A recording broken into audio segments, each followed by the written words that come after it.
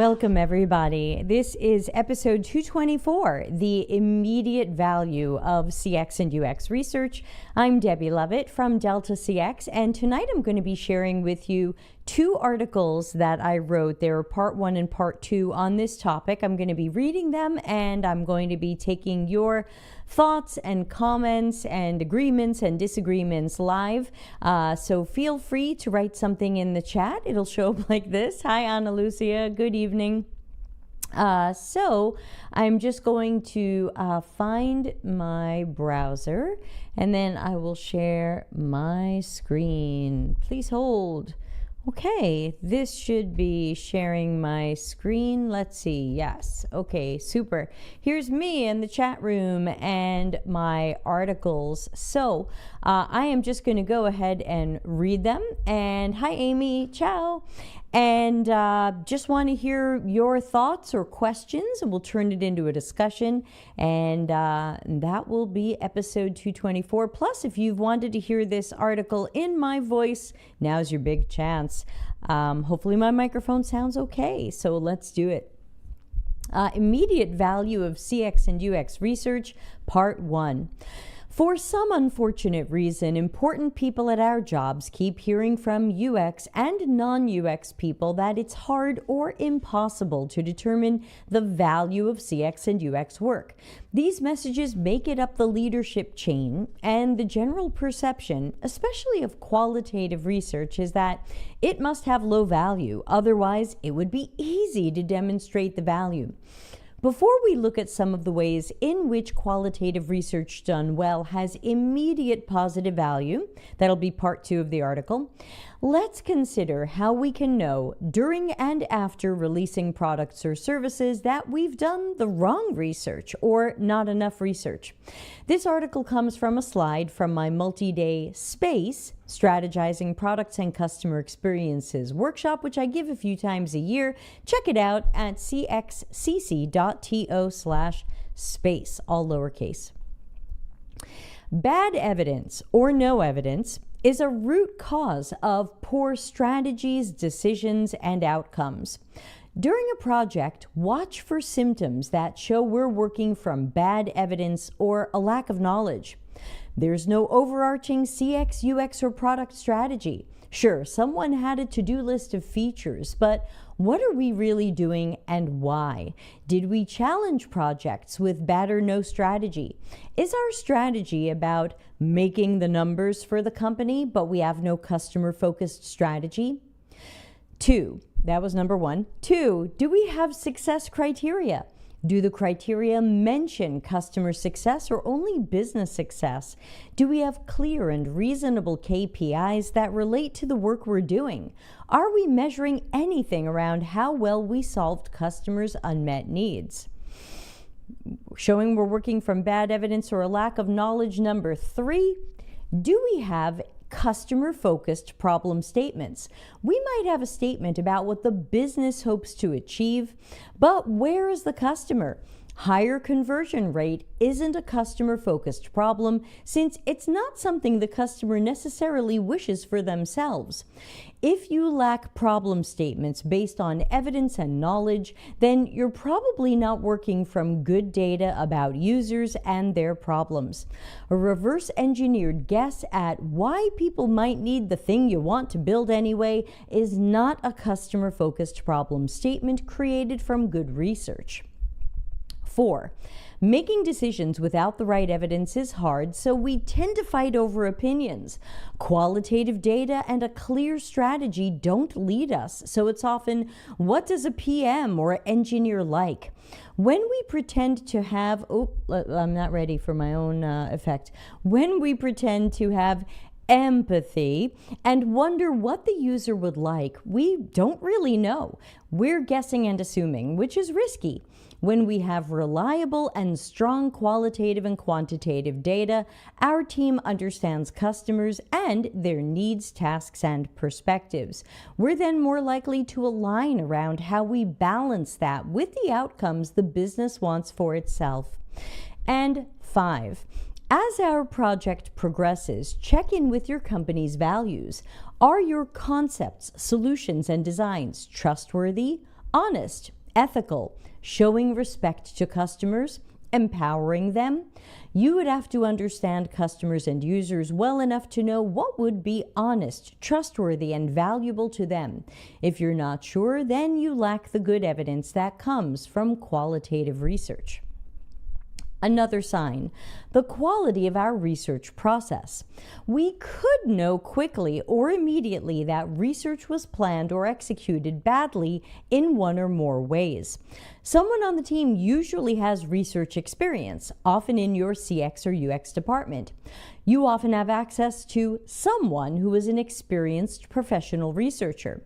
Show them your plan, what you're trying to learn, the methods you chose, who you plan to recruit, what you plan to ask them, and how you intend to use the insights later. Will this research be done well? Better evidence, data, and knowledge come from better research. Specialized researchers will know if your plan is likely to lead to skewed, flawed, or wrong information that will color your decisions.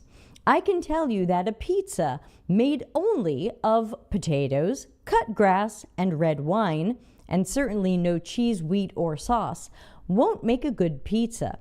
I know this and can warn you early about how that pizza might turn out. One area that's easy to get wrong is your research participants. The wrong number of people, the wrong audience, or both.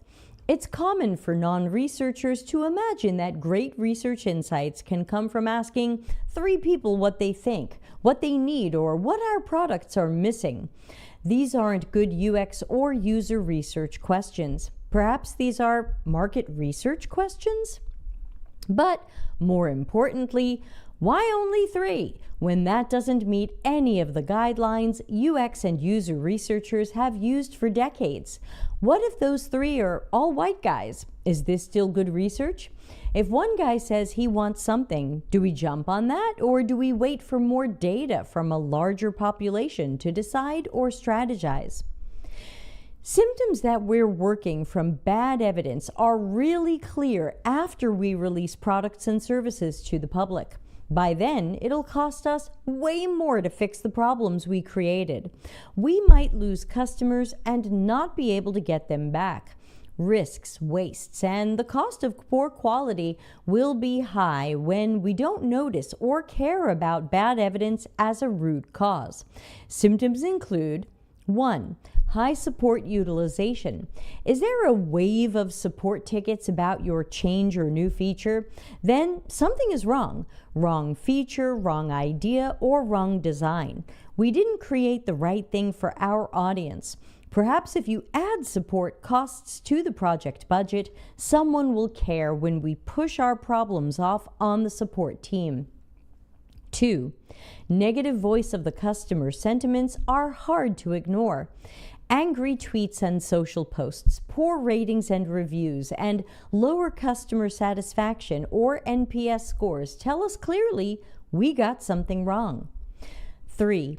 Did those unhappy customers speak with their dollar and downgrade or leave? Are we seeing lower retention or loyalty? We're not meeting customers' needs, and they are tired of our guesses and the crumbs we thought would be good enough. I think I'm up to 4. 4. An A/B test where B loses tells us that our new idea is worse than the one we already had. We knew our existing product wasn't great, and we were trying to fix or replace it. We must be working from bad or no evidence if we got this far and didn't know that B was worse than A. 5. Other failures in experiments or releases. We might have offered something we were confident about, or we knew it kind of sucked and we figured we'd see how it does and fix it later. Failing, especially frequent failures, is a sign that we don't understand users well enough to deliver something that works for them. Low feature utilization. We expected people to like or even need our new feature, and then we found that people ignored it or avoided it. We must not have understood their tasks, habits, or needs well. Oh, I lost count. 1, 2, 3, 4, 5, 6. That was 6. Number 7. We didn't meet or exceed the KPIs and OKRs we set up as part of the project's strategy. We missed our goals, and now we have to figure out why. And I think 8, we're doing questionable or unethical things to try to show good results or metrics. If our high-quality, high-value products and services naturally made customers and users want to buy more or grow with us, we wouldn't need to nudge them or treat them like pawns being pushed around a chessboard. I once saw a company remove nearly every button and link from a screen because the VP of product told the team to do whatever they had to do to get more clicks on the one button left on the screen. This is questionable and clearly a poor experience for users who got the B variant that removed choices and features they relied on. Poor research, the wrong research, not enough research.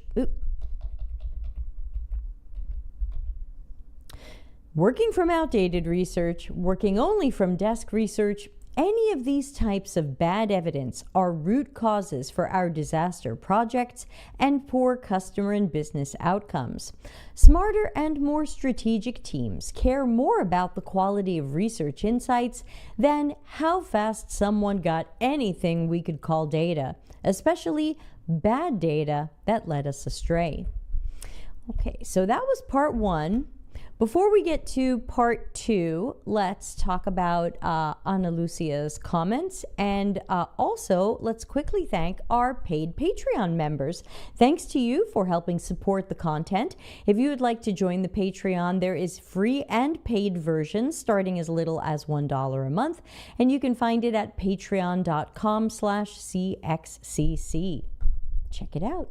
So Ana Lucia said, I was listening to you and I just remembered one reason why some companies are user-centric averse, which isn't much talked about: having no competition. If their product is a must-have for any number of reasons and they have no competition, they can get too confident and simply ignore their users. UX isn't needed in their eyes.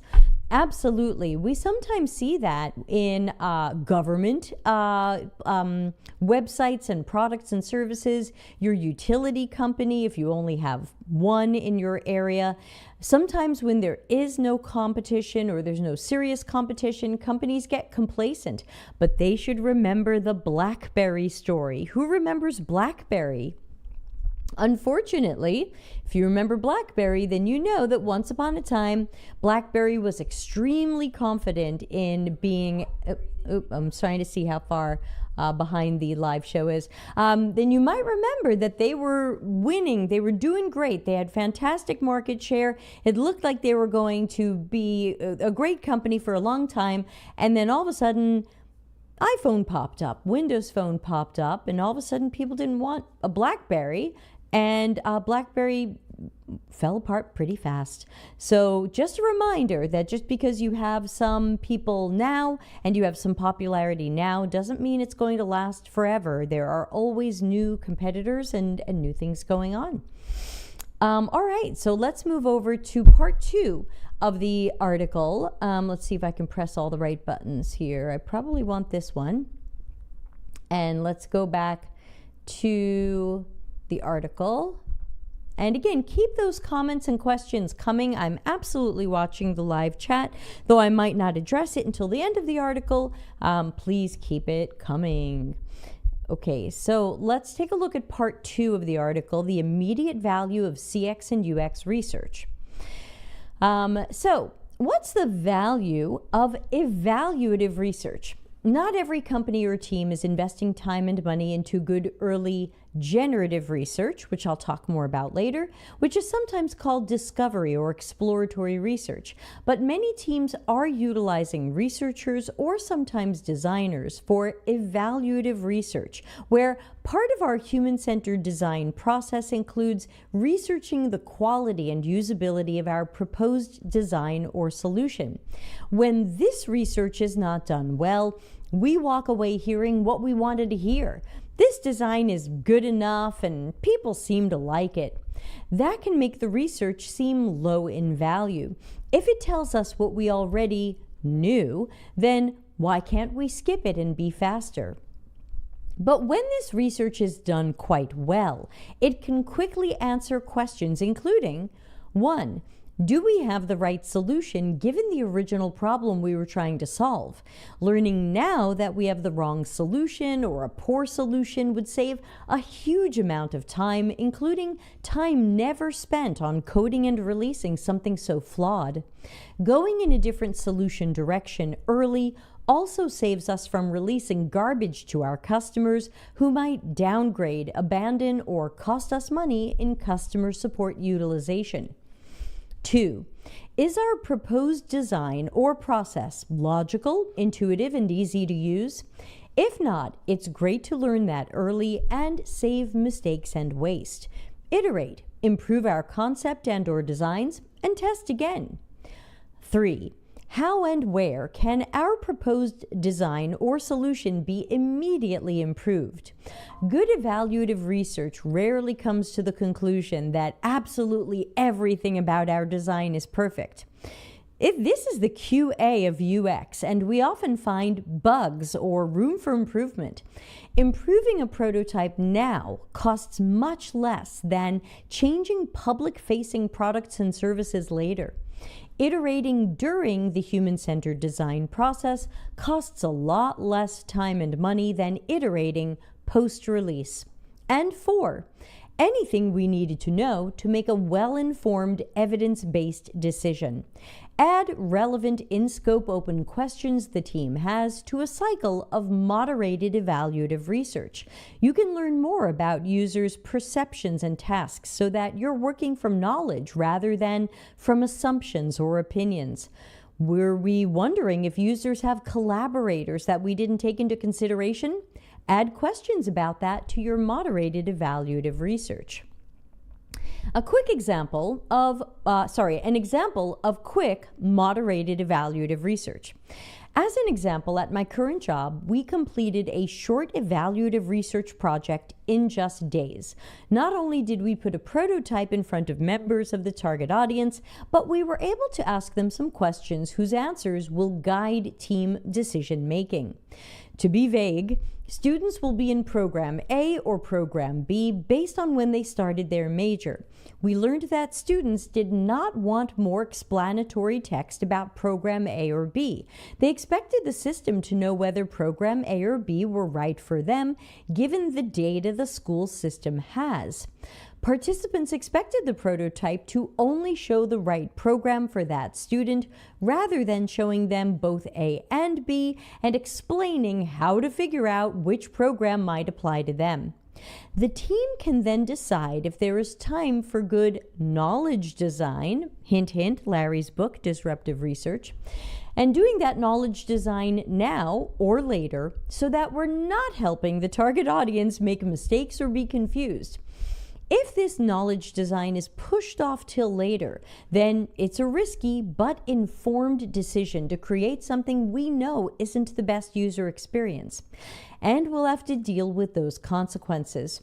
Our research insights are important data that can guide strategies and decisions. The value of this learning is immediate, plus the value of its short and long-term effects as that data is used, or we see the consequences of that data being ignored. Some of the immediate value of the research is clear. It took only days. I'm saying days, but I think that project was 2 weeks, so 10 days. It took only days to get questions answered for the team and stakeholders. We were able to determine which elements of the prototyped design worked well for participants and which needed changes. We were able to suggest what types of changes should be made, which helps designers know what to focus on rather than leaving them guessing what worked well, so they don't change that, and what didn't work well, so they do change that. Evaluative research removes risk and waste from our work, decisions, and strategies. We can take action now to make this better so that we don't have to pause or delay projects later to make fixes that are faster and cheaper to make now. Given the time it can take an engineering team to fix something later, including coding, testing, merging, and deploying, evaluative research and the actions we can take because of it save our engineers days, if not sprints, of work or rework. So before I continue, let's look at what Ana Lucia is saying. I'm wondering if positive results could end up provoking a complacent product team. Imagine a perfect world where your evaluative research proves it was done right for several features or tasks. Couldn't that inflate some egos and cause some consequences? Not saying it's the UXer's fault, of course, but they may need to deal with that. Well, it's possible that if you have 100% positive results, then the team might feel like, well, we didn't need that. We already thought it was pretty good. Maybe that was a waste. But it's extremely rare throughout my whole career to do an evaluative test on a prototype or design or even a dev build and find zero room for improvement. So I would not worry too much about that. If you can create a really good evaluative study, especially looking at tasks, you'll usually find room for improvement. So good question, but not something I think you'll run into that often. Okay, continuing with the article about the immediate value of CX and UX research, let's now talk about the value of generative research. Most books you read about product management, product strategy, customer centricity, CX or UX suggest generative qualitative research very early in our process. Sometimes it's suggested after the project kicks off so that we gather knowledge and insights before trying to come up with solutions. Sometimes it's suggested before project kickoff, since a larger research effort must be planned and estimated as part of the project. We are told by these sources to ensure that we understand target audiences and their tasks, processes, decisions, unmet needs, and the opportunities that exist to directly serve these people. You would not see so many authors and leaders recommending good, generative, qualitative research in so many books spanning so many domains over so many years if it weren't the best way to go. We know it has extensive value. We used to have research and development, R&D teams, who spent all their time understanding people, contexts, systems, and technologies. They then put all of this evidence and knowledge together to solve problems and create the future. But too many teams believe in speed over quality. They would rather skip early research, even against consistent advice from authors they respect. They run with their own ideas, features, or something they hope people will want. We want to believe that a quick survey asking people if they like our idea or would use a possible future feature is enough research to validate that we're going in the right direction. We want to believe that asking 10 people how they like an idea is good discovery research. And yet, so many product experiments and launches fail. The evidence that we used to guide our decisions was bad evidence, poor or manipulated research that inspired us to make a bad decision is low-value research, if we can call it research. Immediate value of generative qualitative research. Let's imagine that we want to do generative qualitative research well and thoroughly. So we've estimated the time that this will take, and we're happy to give our researchers the time and headcount they need to do great work efficiently.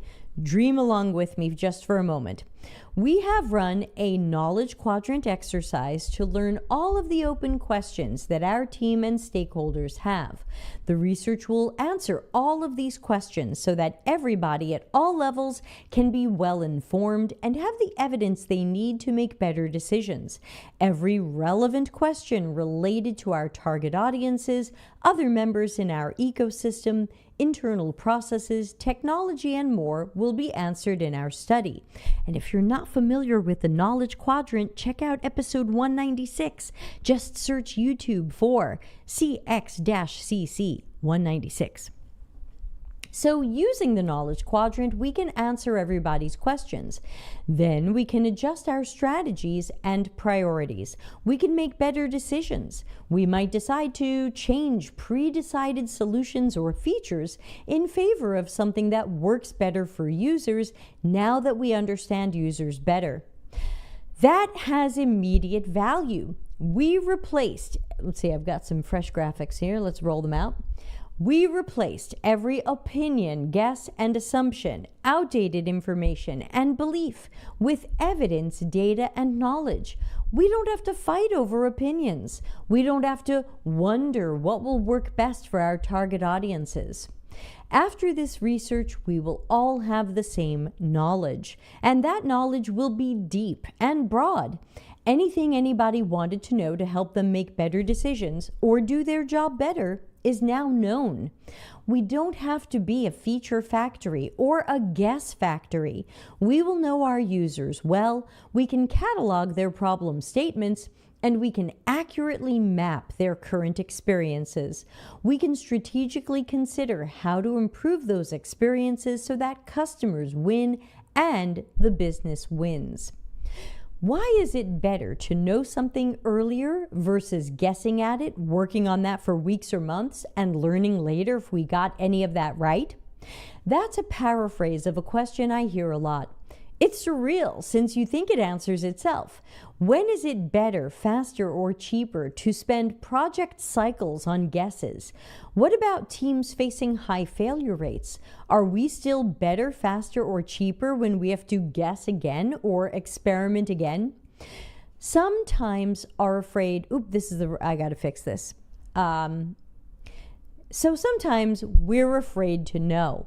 Knowledge is power, but knowledge is scary, especially to people with power.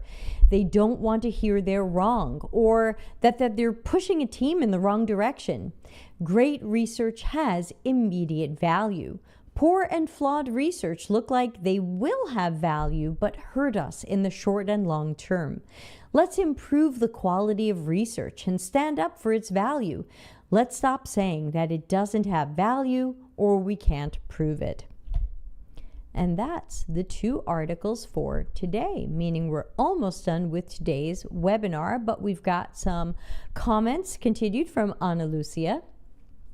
Ana Lucia says, I'm laughing here because I answered a survey today that was a good example of hopeful thinking. They asked if I was interested in insurance and insurance products. I said no.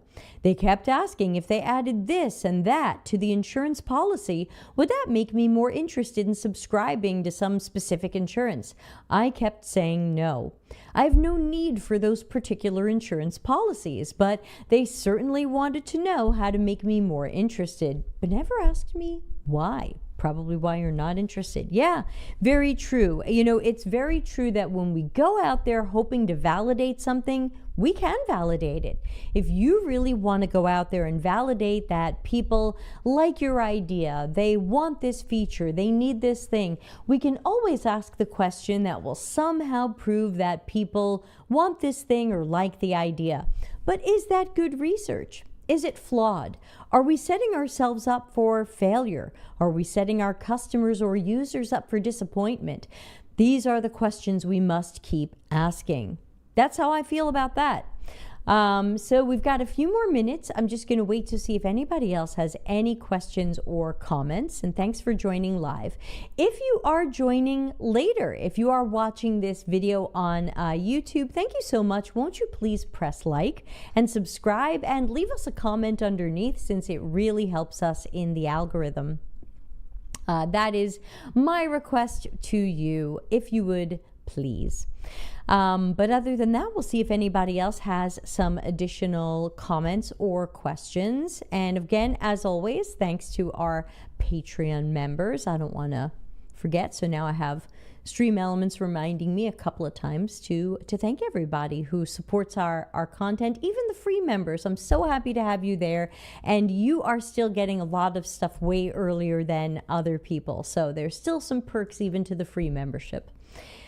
If there aren't any questions, then we can wrap up today at the half-hour mark, and I will flame us out of here. Just a reminder that even though this was streamed live, this will be now on YouTube just for our Patreon members for the next 2 weeks, and then it will be live again to the public. And I hope you'll share it out, especially to people who gaslight us or are confused and say, research, I don't really think it has that much value.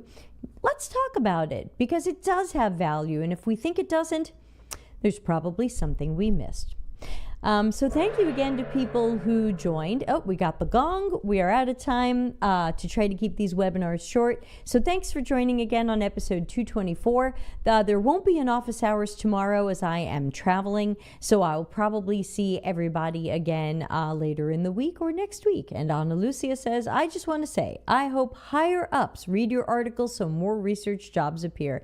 Totally agree. Send your higher ups to rbeford.com, which is my Medium publication. They can find all of the articles in chronological order. There is no paywall. They are free to read, and I hope people will.